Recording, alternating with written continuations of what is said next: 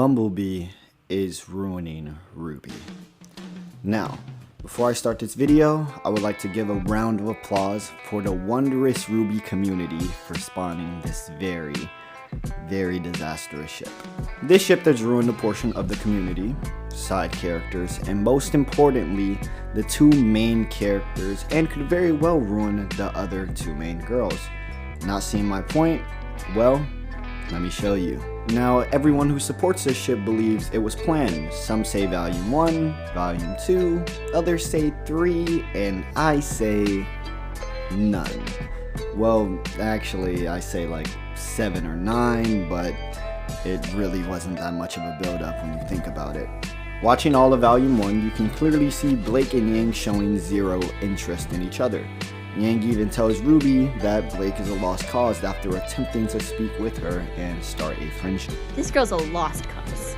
Besides this, there are no real big scenes. Only one you can kinda include is Blake revealing she's a faunus, and Yang pretty much took the back seat of that. Weiss was the main one mad.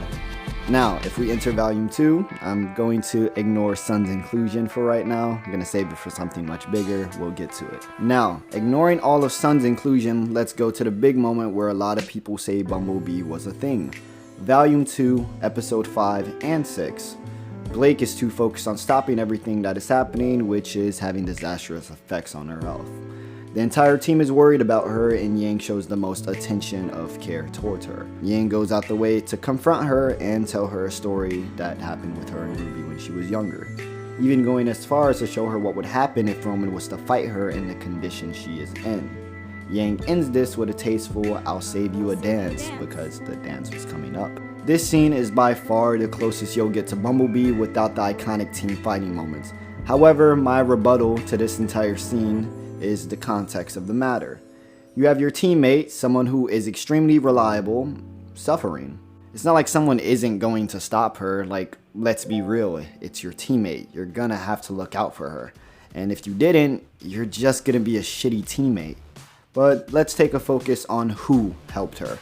It wasn't RWBY and it wasn't Weiss. The reasoning for why it isn't any of them is quite simple. Weiss is more focused on getting Neptune, and RWBY seems to not care too much. I mean, look at her. Realistically, I think Yang is the only person who could help Blake in this instance. She has the attitude for it, and the trick she uses to get Blake to listen actually fits her personality. You know, the whole laser pointer thing. Besides Nora, like, who's doing that? like besides Nora, who's really pulling up with a cat laser pointer? Not to mention, Yang fits the big sister dynamic so well, so it only makes sense for her to go out of her way to help Blake. Now, if you wanted to say this moment is what defined Bumblebee, then that's fine. But you're going to quickly realize how much that doesn't matter, not to mention a ship needs more than one moment to actually be a good ship. Every other moment in Volume 2 is decided on as a team and not just Blake and Yang, so we're gonna move on to Volume 3.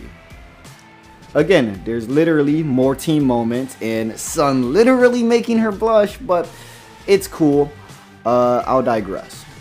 Only other real Bumblebee moment besides the big moment in this volume is her getting confronted for hitting Mercury when he's down. And even then, this is more of a team moment than a Blake and Yang moment. So let's go all the way to the one big moment of Bumblebee. Now, this is where a lot of people say Bumblebee is officially a thing, and I think those people are ridiculous. Let's be honest. Blake is in trouble and Yang goes to help her. Everyone tries saying, well, they chose Yang for a reason. Bro, you guys are relying on two semi-big moments. Like, shut up. And my response to this, like my actual genuine response is, look at what happens after this moment and look at what happens before this moment.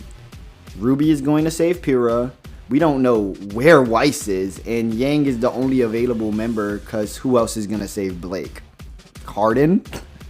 Coco? Like, realistically, it's going to be a main character, and it wasn't Yang's day that day. That settles the before. Now, let's see what happens after. The thing that leads us into Volume 4. Yang is now left with PTSD, a missing arm, away from her team, the weight and gravity of the world, and a teammate that saved her but also abandoned her right after. She is left with no closure from Blake. She simply hates Blake and says she doesn't care for her on numerous occasions. Where are Weiss and Blake? Weiss's father came for her. What? What do you mean? No one outside of Vale knows what happened here. Before the tower fell, the last thing people saw was Atlas attacking innocent people and Grim destroying the city. Everyone's scared. No one knows who to trust. So Weiss's father came to take her back to Alice, where he thinks it's safe.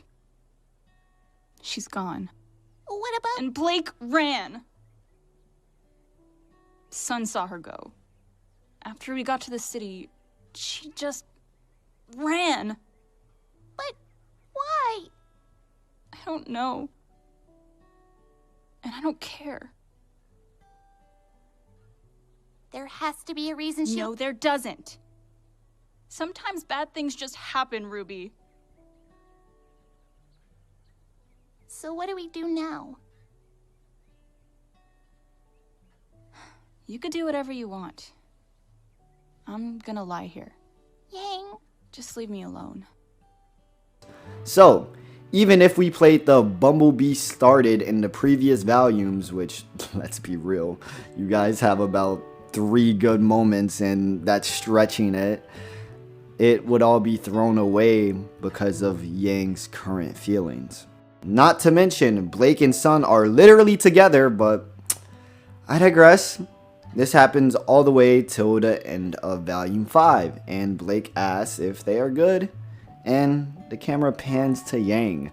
Not for a fucking Bumblebee moment, but because she was on her hater arc. And Yang finally settles with peace. And they have a team hug, so that moment isn't a Bumblebee moment, more of a team moment. But I would just like to point it out because anything that visually pans to Yang or Blake when one of them are talking, the fandom just goes crazy for, so I have to state it. Fast forward to volume 6, Dan TDM and Sun are talking about Blake, and she is just happily with her team. Like, yeah, she's finally back together, yay. Once they finally go to the Brunswick farms, and there's a moment of Bumblebee, but it's pretty awkward. Like, Blake's forcing a lot of things, and a lot of things are coming off corny and pushy. So, like, is it really that good? Everything feels a bit forced, and not in a they want to date type of way. It feels forced in a I'm trying to be your friend way. And finally, with this volume, we get the Adam fight, where they say this corny ass line. Me, Adam. And I'm not protecting her. We're protecting each other. And this is where you can pretty much say it was free eats, because this moment onward, it was Bumblebee City. They went ham on every fucking moment and scene that just showed them together. So realistically, this ship ain't have that much of a build-up besides the Adam moments. And even then, that line felt so fucking forced. Now, since I have demonstrated that this ship doesn't have a good build-up, because realistically, look back at all the other volumes, they showed practically no interest of being with each other besides being a solid team. And the only moment that really signified this was the Adam fight. And the line came off super forced because of everything that happened involving Blake and Yang being a ship. Now, since we finally got all of that settled, let's go on to the main point. That fucking took forever. Abandoning Sun. Now, it's time I stop ignoring the big integral part of this situation, and let's talk about Sun. Cause we not gonna forget how it's first come, first serve with bro. We not gonna sit here and act like it wasn't free eats. We not gonna sit here and act like she ain't have 2 whole volumes with this man and it got tossed all out the fucking window. We're not gonna sit here and act like none of that happened. Everyone on Twitter loves to claim that just because you started off with that ship doesn't mean it has to stay a thing. Just look at Katara and Jet.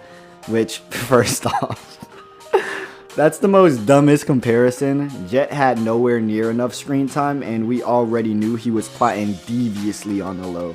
Straight nefarious intentions. That shit was bound to fail. The first day out, like Sun was fucking T Grizzly. He had her starstruck, then they had T. They started talking more, he made her blush, he accepted her for being a Faunus and told her it was cool. He was fun to be around, they had cute moments together, they went on missions together.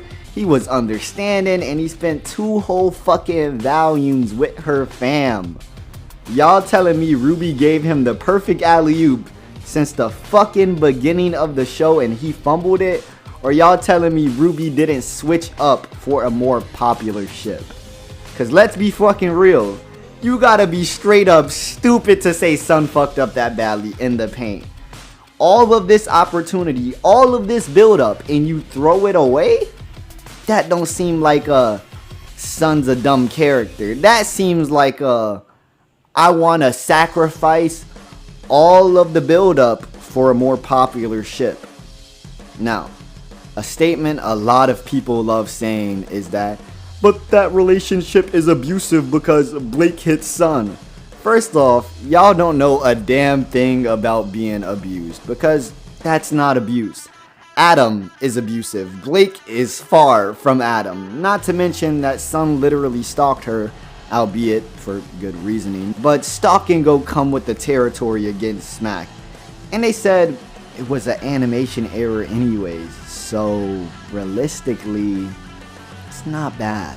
This relationship was clearly planned and could be very beneficial to the characters. Sun and his team could get more screen time, whether it's through actual appearances, small mentions, or maybe through a fucking scroll. Blake has the chance to have a Faunus on Faunus relationship, which could benefit her story and be like, hey, Faunus aren't truly oppressed. And Sun just gains a cool girlfriend. Like, we don't know too much about Sun's backstory, and I'm not gonna lie and say I would be too interested in a Sun's backstory. But Blake would get a good boost for her story, and Sun would just get the Android 18 and Krillin treatment where, hey, I have a cool girlfriend.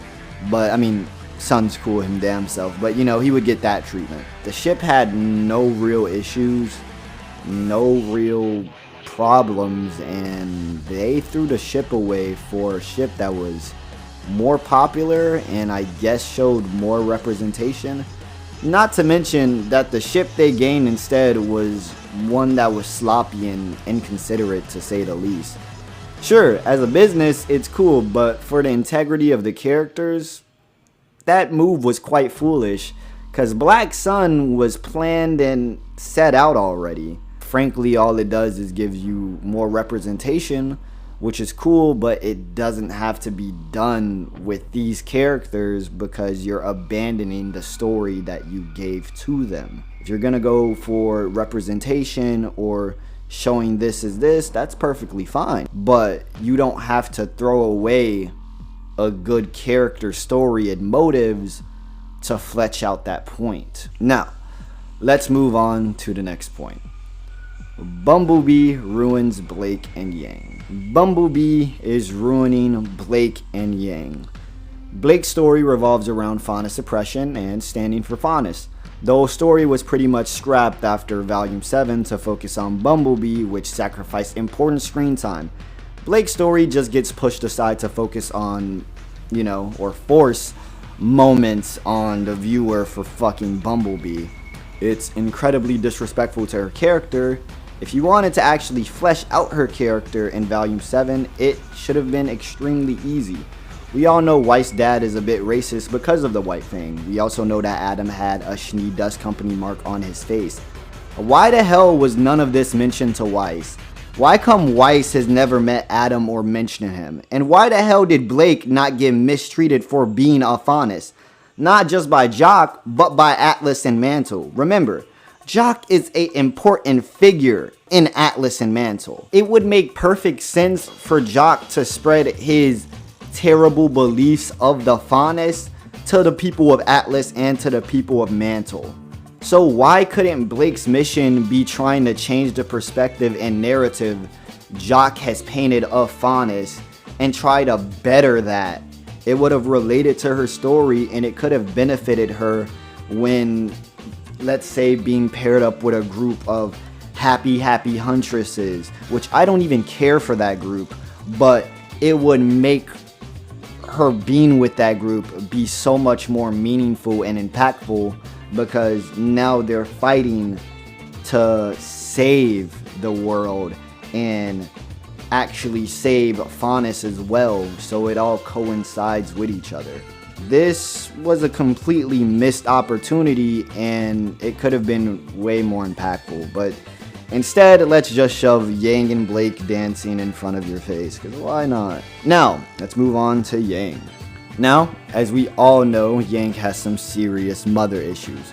We got her talking to Raven in Volume 5, and Raven gave her some important messages. Why the hell is Yang not thinking more of her mother? Even if she can't talk to her, or even know anything about her, she can talk to Crow, who, guess what, knows about her, because they're fucking siblings. But let me guess, they also are too busy focusing on Crow and Clover, which is also a dumbass ship, and to be honest, I just never cared for Clover, so rip bozo. But why the hell isn't more moments focused on Yang and Crow when he has the answers to her fucking mother? Sure, I doubt he's gonna give them all out, but it's still good enough to ask. Even Yang attempting to call or message Raven would have been good enough.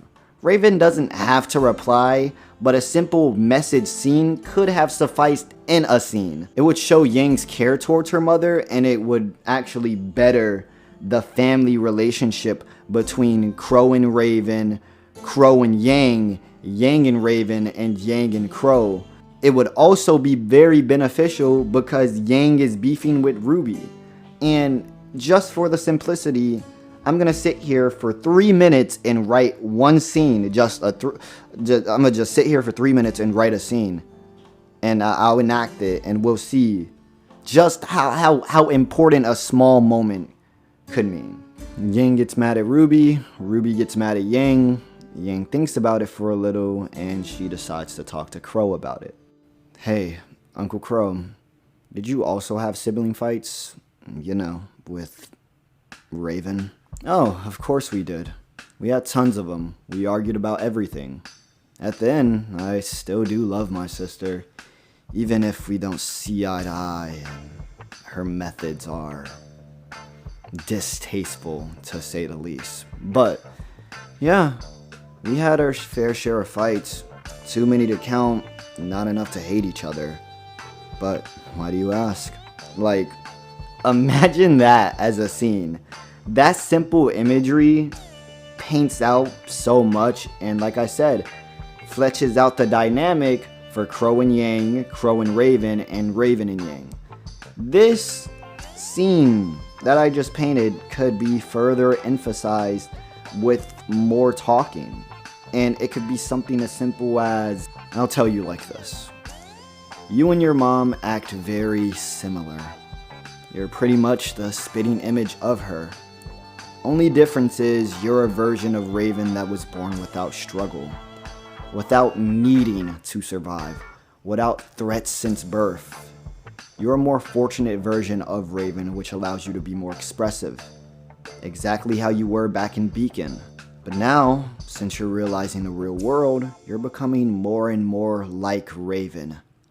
Biggest difference is that you have a lot of people around you to support you, and you have a good head on your shoulders. Now, like I told you before, You're gonna cramp my style. Look, just remember that you've still got a long way to go. And don't think for a second that graduating means you're done. Every day out there is worth a week in this place. You two, you're gonna go far. But only if you keep learning. If you never stop moving forward. even a simple scene such as that could show so much for Yang. Scenes like this, albeit very small, can add so much more depth and flavor. But instead, they waste the scenes on Bumblebee. It's not needed and it's not necessary. Ships are supposed to add something of value to the story. John and Pyrrha added growth for John and everyone else affected by her death. Rin and Nora added growth for Nora to find herself without Rin. Blake and Yang aren't adding anything of value besides being eye candy for people who like the ship. This isn't adding anything to the final fight with Salem, this isn't adding anything for Yang meeting Raven again, and this isn't adding anything for Faunus representation and fighting Faunus oppression. All it is a waste of a scene and a ship. Bumblebee didn't need to happen to have cool and nice moments between Blake and Yang. If you wanted a cool moment, then add some cool moments between the team, but make the main focus be Blake and Yang. But don't have the aura of they want to date, have the aura of we're all good friends. But it seems like RWBY and a lot of the audience don't believe in friendships and can only ship people romantically. And that is a huge problem. Now, let's go on to the next point. Affecting RWBY, potentially Weiss. This doesn't just affect Blake and Yang, but RWBY too. If anyone has siblings, then you should relate. If you don't, then use your parents or someone else as an example. It doesn't matter.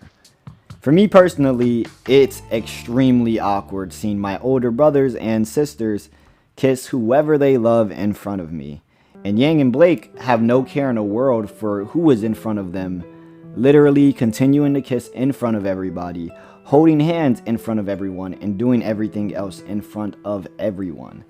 It's a big middle finger to RWBY and insanely awkward. I'm not saying they need RWBY's permission, but just do it in private. Like, I'm not saying RWBY has, like Yang has to go to RWBY and be like, may I please date Blake Belladonna? No, that does not need to happen at all. But if you're going to date someone, no matter who it is, Blake or whoever, please don't be super romantical in front of your fucking family. Like, it's just awkward. Go somewhere else, go somewhere private. Your siblings can still be extremely happy for you when you date somebody. But damn, please go somewhere else. Like, please. This also can be quite awkward for Weiss because she knows everyone, and let's be real, they've been together for like 2-3 years, so they know each other extremely well. And two of your extremely good friends are now dating, and now they're just macking on each other every second, holding hands every second. Like, it has to be a bit awkward, and it has to be like, damn, can you please focus on the team at hand? Or are you gonna sit here and just be lovey and ignore every reason and purpose? But yeah, let's go on to the next point. This ship ruins so many scenes for RWBY. Like I said before, it is because the need to force the ship into every scene if it involves Blake or Yang, and it frankly takes Yang's big sis energy away from just the entire group in general. She loses that title. Because the thing that truly pissed me off with this ship was the moment here. Why the hell did Blake get more care than your literal own flesh and blood? And before anyone says, but they like each other, it is stated by everyone that they are crushing on each other at this point of the story. So the fact that she is literally showing more care and love towards a crush which has the potential to fail over her own flesh and blood is ridiculous. There's a difference if you're married. There's a difference if you've been in a relationship for like 2 years. But if you aren't even dating and you're crushing and you're giving your crush more love and more care and more comforts than your own flesh and fucking blood, after she's been probably going through it far worse, you give RWBY a small little but then you really show the care towards Blake, and that kind of pisses me off as well. And people don't really realize that. Like, it's so annoying to have such a good scene ruined by the need to add Bumblebee in it. Let her be with her goddamn sister.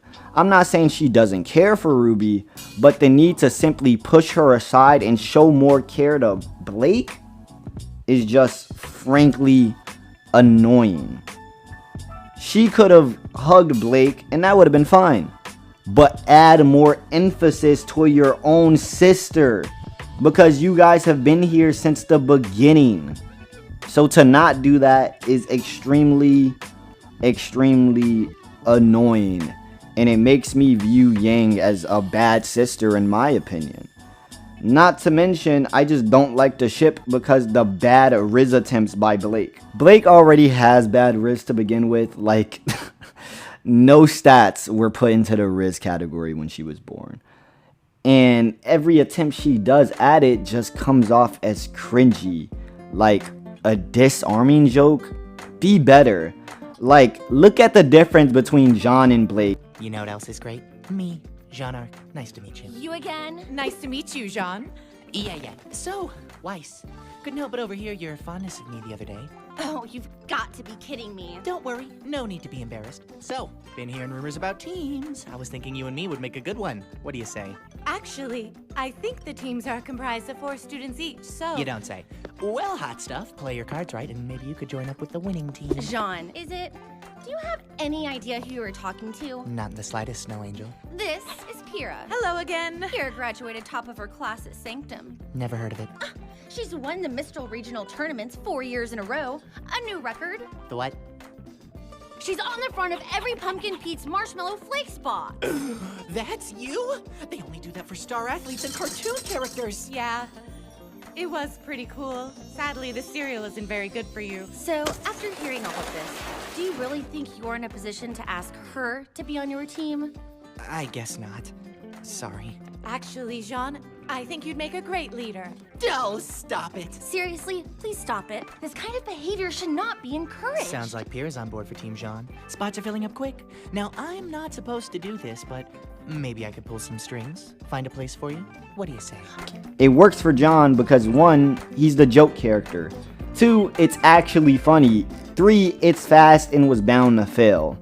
Well, I mean, it worked with Pyrrha, but that's not the point. And you kind of get what I mean. When it comes to Blake, it comes off as bad as Yang's puns. And even then, Yang's bad puns have their own flair to it. So when Blake does it, it's simply cheesy and bad. Yang is supposed to be cheesy and bad when it comes to jokes. It's her thing. Blake isn't. Stop making her like Yang and make her like Blake. I already stated how it ruined scenes before, but it truly is annoying because why is Blake fiending to talk to Yang when they should be focusing on the mission and RWBY? And before anyone says no one noticed RWBY when she was depressed, how the hell could you not notice when this is your literal sister? I'm not sure if it's just me, but it doesn't look like RWBY's hiding it. And when it comes to family, or my family, in the matter, I know when someone is sad quite quickly. That's because I know how they act, talk, move, etc. If they act indifferent and they're acting very sad or skeptical or whatever, I'm gonna know something's up and I'm gonna ask them about it. But the fact that nobody pushed to help RWBY is insanely annoying to me, because it just shows the disconnect. And I know people are gonna say, well, Yang was there for RWBY. She showed some care towards RWBY. Yes, you can show a bit of care, but when she says the line, That wasn't upset. That was... Ugh! She could have just talked to us. Maybe she didn't feel like she could. it's insufferable to me, because you're her own sister. She's been acting like this since she has been there. She has talked differently since she's been there. She has been slightly popping off since she's been there. Why the hell does it take all of that and you still don't realize that your sister is in such a state? Like, in my opinion, The moment I seen RWBY pop off out of nowhere, and not even a full pop off, but just talking like she's extremely irritated when she's known to be happy. And I'm not gonna say she's always happy, no, she's not. But when her main thing is I'm happy and she's talking like she's mad at the world, bro, if I'm RWBY's brother, right, let's just say I'm RWBY's older brother, or let's just, I just say I'm older than her by a couple months, because I guess me and her are kind of the same age. If I'm RWBY's older brother, even if I'm her younger brother, and she's going through some shit, I'ma be like, hey, yo, what's up? Like, the moment I hear you slightly mad, I'm being like, hey, man, you good? Like, what's up? Is it a bad day? What happened? Like, you good? And the fact that they don't push deeper into that is frankly annoying, because I can understand Weiss and Blake not realizing it, because maybe they don't know RWBY that well, which is stupid because they've been with RWBY for 2 years, but let's just say they don't notice her feeling sad. Yang, the person who's been with her for all of her life, should realize it, but the fact she's like, ugh, she should have told us, you should have noticed, like, what the hell? Like, it's stupid. It's very stupid. And if people want to play the claim of, oh, well, RWBY's been going through this, then that makes my point way much more valid. Because why the hell did Yang not notice this for as long as it's been going on? If this has been an underlining issue in her entire life, or not in her entire life, but for a decent portion of what we have seen her, why the hell has Yang not picked up on this until she finally snaps and breaks? For me, a lot of this is bad, and frankly, it just makes me hate Yang more as a character. And that sucks, because as a super RWBY fan, because I consider myself to be extremely big RWBY fan, I love Yang, I truly do. She was one of my favorite characters. She was badass, she was cool at fighting, she worked her ass off. She, although was super happy, had this dark side to her. Her semblance was fucking phenomenal in my opinion. So why the hell did she fall so far from grace? And it's because you threw all of that away for something else. And in my opinion, that's super, super dumb. Like I stated before, this ship is useless in random scenes. It really wasn't planned. It ruined a already planned ship. It ruined Sun as a potential good character to get more screen time out of. And even his team, it ruined his team because his team could have been shown in more scenes, and instead you threw it all away. It ruined Blake because it just throws her entire story away, and now everybody's more focused on Blake being Yang's girlfriend. And it ruined Yang as a character because it throws her entire plot with her mom away to be labeled as Blake's girlfriend. Because, like, let's be real. Did we really need this ship, and was it really helping the story? No, it's not. This doesn't get us any closer to defeating Salem, nor is it providing good screen time because they are the main characters. Like, does Blake and Yang need screen time? No, they don't. They're main characters. They're going to get it regardless. It's not helping anything. It would have been better if Sun had got that screen time, in my opinion.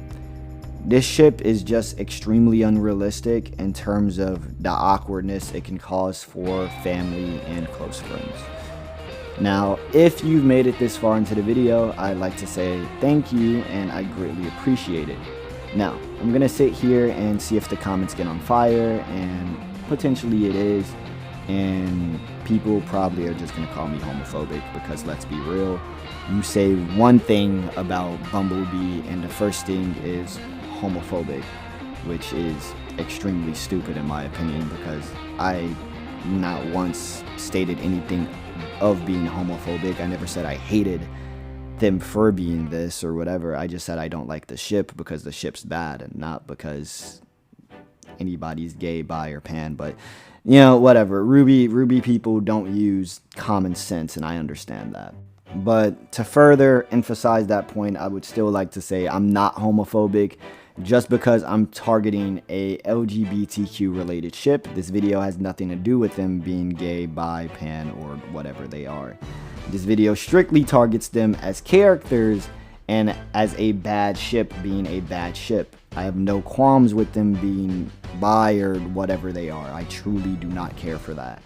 I only have a problem with them because the ship is ass. That's simply it. Now, I'm gonna go make the script for why Gelato is a terrible ship, and who knows, maybe I get called straight phobic or something.